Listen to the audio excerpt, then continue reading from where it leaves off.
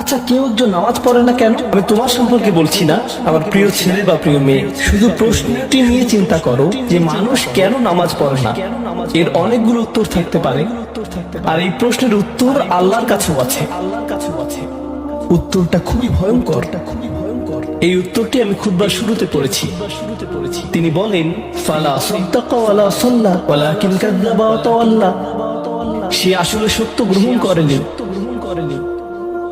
এবং সে নামাজও পড়েনি।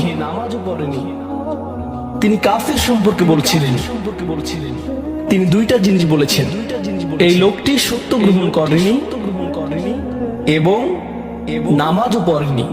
কথাটা ভাবনার উদ্রেক করে। যদি বলা হয় সে সত্য গ্রহণ করেনি, আমার আশা হলো তিনি বলবেন লা সাদ্দাকা ওয়ালা আমানা, কিন্তু তিনি বলছেন লা সাল্লা।